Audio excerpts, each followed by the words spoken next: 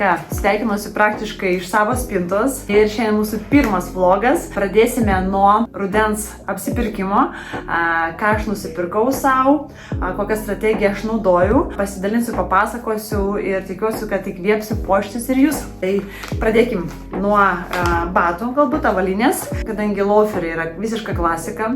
Aš turiu vienus jau judus loferius klasikinius.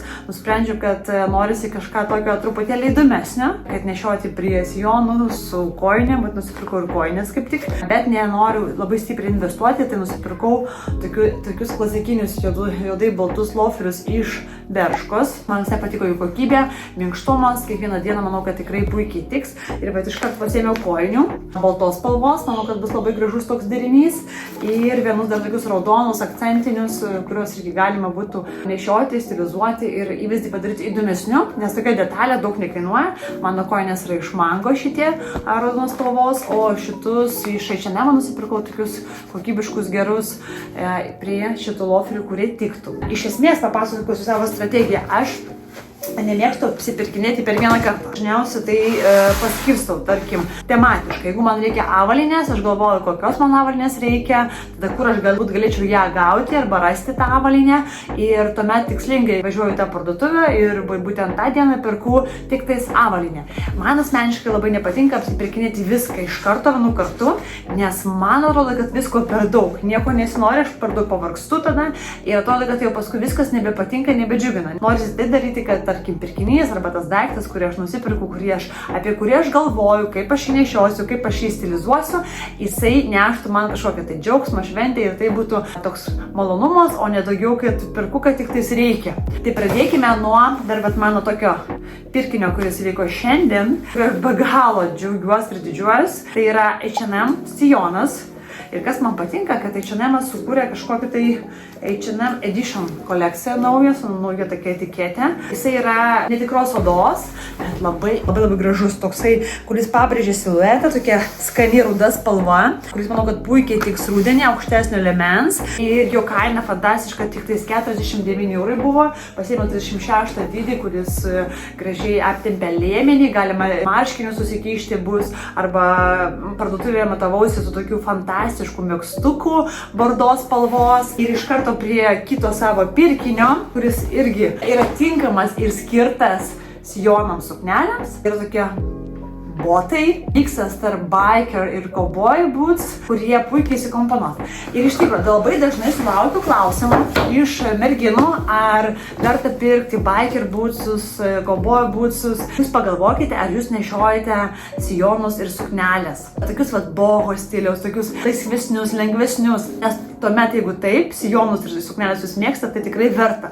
Nes jeigu jūsų stilius labiau yra toks vyriškas ir jūs mėgstat, nežinau, klasikinės suknelės arba sijonus, pieštukinius tokius, kelnes labiau džinsus, tai tokie batai jums nelabai tiks, nes jūs tiesiog neturėsite prie ko nešioti jos. Drabužis, daiktas turi atitikti jūsų stiliaus ir jūsų spintą. Vieną kartą man viena mergina parašė, sako, Irina, bet kaip atsispirti? Tiek daug yra visko, norisi viską. Tikrai taip, ir man norisi viskas, man tikrai viskas gražu, visos tendencijos, bet labai svarbu žinoti savo stilių ir savo stiliaus pavadinimą. Jeigu mano stiliui tas daiktas nesikomponuoja, netinka, neatspindi to stiliaus, tai nors ir kaip jis yra gražus, bet aš tok nepritaikysiu, arba man reikės keisti mano stilių visą. Tai va, aš pasėmiau judus, yra tokie patys ir bordos spalvos, jie be galo gražus, ir man sakyčiau, gal netgi bordo gražesni, bet aš tiesiog pagalvoju, kad man bus sunkiau derinti, dėl to, kad mano viršus yra labai daug ir juodas odinis švarkas, ir bomberis juodas, ir lietpaltis juodas, ir švarkai juodi, tai man tiesiog stilistiškai bus labiau tiks šitie juodos spalvos ir aš pasėmiau juos. Jie yra kieti, jie yra sunkus, jie nėra tokie, kad kaip kėdukai įsispiriau ir bėgu su jais, bet jie yra be galo gražus ir stilingi. Sezono kaip toks ir trendas, bet pakankamai klasikinis modelis, universalus, manau, kad tikrai ilgai būtų jį galima nešioti. Ypatingai, jeigu jūs, merginos, turite tos polinkitas romantiškas suknelės, sijonukus įvairiausius, tai tikrai galime gražiai miksuoti, stilizuoti, kad tas įvaizdis nebūtų labai moteriškas, o toks rudeniškas, tikrai puikiai. Dar parodysiu. Gerai, kad čia spinta yra šalia. Kažkaip man tikrai labai norisi tų tokių ilgų batų. tai šitos nusipirkau Kopenhagoje. Kaip tik, žinokit, visą vasarą ieškojau tokių gyvatės batų. Radau juos. Tikrai kažkaip toks kaip akcentas vienas. Tai čia yra Mango. Mačiau, kad Mango yra parduotuvėj. Realiai džiaugiuosi šitais batais. Lakuota oda bus tikrai sezono trendas. Bet per daug nenoriu investuoti. Aš pasiėmiau per Zara sale. Jų kaina buvo tik 19 eurų. Tokius, dar lakuotus prie sijonų suknelių, lietpalčio, manau, kad tikrai bus labai, labai gražiai. Ir iš karto dar vieną dalyką pamiršau, kurį noriu parodyti. Gerai, kad čia spinta šalia. Ir dar pasiėmiau iš Mango, pamačiau, kad yra prie tų batų toks rankinukas. Keliausiu į Milano mados savaitę. Ten tikriausiai vėlgi bandysiu blogą jums įrašyti ir pasiėmiau dar tokį rankinuką, kuris irgi puikiai tiks, manau, kad labai patogus ir šiaip tie visi gyvūno raštai vis laik yra klasika, tokį iš Mango rankinuką. Sekantis pirkinys, kurį aš įsigijau būdama Kanuose vasarą, kai karšta buvo, tai toks Mango patrumpintas lietpaltis. Nes būtent kas liečia viršutinius drabužius, paltus, lietpalčius, tai visi tokie patrumpinti bus labai irgi aktualūs šį sezoną, nes mes jau pavargom nuo to maxi ilgio.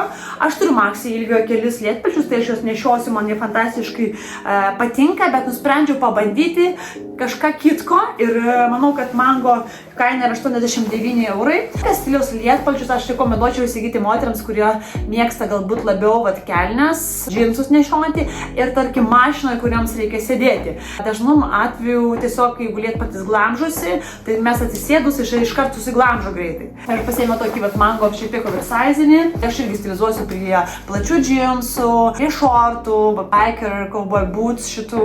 Man patiko ta medžiaga, ta spalva. Gerai, važiuojam toliau. Sekantis dalykas, kurį irgi jūs matėt mano jau Instagrame, bet kuriuo noriu pasidalinti, tai būtent šitie Chanel auskariukai tokie. Man labai patiko, nes jie primena tokių 80-ųjų metų stilistiką, kai Karlas Lagerfeldas tik tais tapo Chanel redaktorių dizaineriu. Būtent jo toks stilius. Aš mėgstu auskarus, kurie nebūtų per sunkus, bet ne per smulkus. Man tinka tokie masyvesni šiek tiek papuošalai, tai pasirinkau šitus auskarus ir kad dar yra juoda spalva ir auksas. Ir dar vienas dalykas, kaina jų. Kaina buvo tikrai labai prieinama, apie 600 eurų, kur aš nusprendžiau, kad tikrai tokio dydžio lygio Chanel auskarai tikrai papuoš mane ir tikrai tarnaus ilgai. Aš prie tai neturėjau juodos spalvos bižuterijos, tai vat juoda su auksu man labai gražu. Tai važiuojam toliau, dar keletą pirkinių atsidarė Nude parduotuvė vyrams, fotošiai ir būdama tenais, žiūrėdama drabužius ir aksesuarus, aš negalėjau praeiti pro akinius ir aš įsigijau naujus akinius. Kadangi keletą pardaviau, norėjau atsinaujinti, tiesiog kadangi akiniai yra toks dalykas, kurį dažnai gan nešioju praškai kiekvieną dieną, tai pasiėmiau tokius netipinius Balenciaga akinius. Man patiko spalva, kad tokia pilka yra, pilka tokia rudens spalva. Nusprendžiau, kad tokių pilkų akinių aš nelabai turiu. Tai tokie šiek tiek futuristiniai Balenciaga akiniai ir man dar kaina buvo tikrai jų labai prieinama, berods 200 gal 90 eurų, mažas logotipas, kurio nesimato praktiškai, tai tas man irgi patinka. Šiek tiek galbūt tokios sportinės stiliaus, bet man prie griežto mano stiliaus, tokio vyriško šiek tiek, sakyčiau, stiliaus. Kasdienai labai patinka tokie akiniai ir labai lengvučiai. Tai pirkinys iš Nude. Ir dar vienas pirkinys, apie kurį iš tikrųjų aš galvojau ir matavausi gal kokius jau 5 metus, bet vis nenusipirkdavau savo, dėl to, kad galvodavau, ai, čia ne mano stiliaus, čia ne mano daiktas. Ir galvoju, naudosiu tai kiekvieną dieną, kai būsiu be make-upo. Galbūt kartais ne vis laiką spėdama išplauti galvą. Kartais norisi rudenį tiesiog prie lietpalčio sumaskuoti. Tai tokia skrybelaitė, Prados, rudenį galvos apdangalai ypač yra aktualūs. Jie suteikia įvaizdžių prie lietpalčių, prie palto tokio užbaigtumo. Nes ne visą laiką mes nešiojam akinius, ne visą laiką šviečia saulė. Tai pabandysiu įsikomponuoti, žiūrėsiu, kaip man seksis būtent šitą skrybelaitę. Ir kas fainas dalykas, kad tarkim, jeigu tu nenori šito ženklo, tai ją galima tiesiog apsukti, padaryti šoną, jinai bus tiesiog paprasta, be logotipo skrybelaitė. Tai toks. Ir dar vienas dalykas, prisiminiau, kuriuo labai žaviuosi ir didžiuosi ir to jums atnešiu, pasidalinsiu. Tai mano išsvajotas ir labai lauktas Demelier London rankinukas. Dabar merginos papasakosiu, nes gavau apie jį labai daug klausimų. Apie talpumą, apie jo universalumą, apie odą, apie kokybę. Tai aš manau, kad čia yra kainos kokybės santykis geriausias. Nes dėl to labai patvarus. Jau nešioju, tikrai čia vos nekraunu plytas jį, nes jis yra labai talpus. Tikrai patogu, kad tu gali užsidėti jį ant peties. Galima nešti ir taip, galima nešti ir rankoje, galima susekti, čia yra susegimas, galima atsekti, galima čia prisekti. Patinka oda, nes labai kokybiška patvari.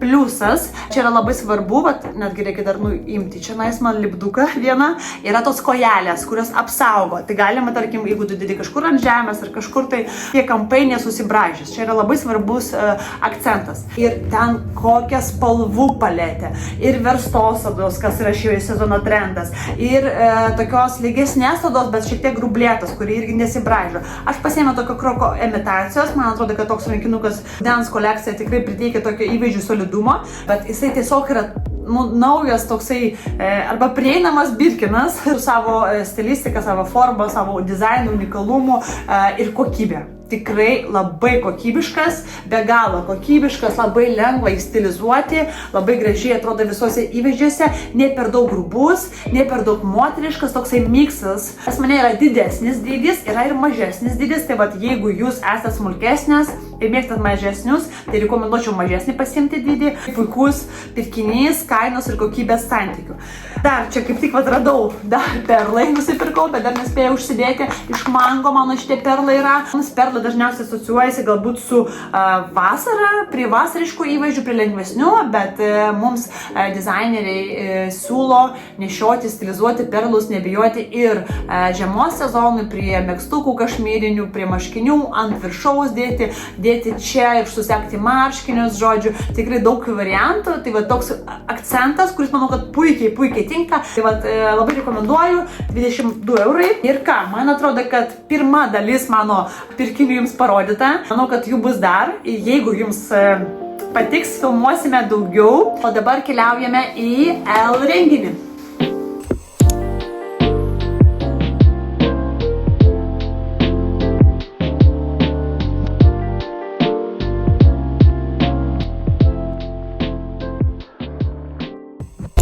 Dabar mes esame L renginį ir aš esu šalia tokios magiškos Souls būdelės, tokia nereali pramoga, kur man dar neteko dalyvauti. Niekur kitur pasaulyje nemačiau tokio koncepto ir dalyko. Žodžiu, užeini į būdelę, viskas juoda, tamsu, mikrofonas, kamera priešais tavęs, ekranas ir rašomas yra tekstas, mados prekių ženklai, jų logotipai ir reikia teisingai perskaityti.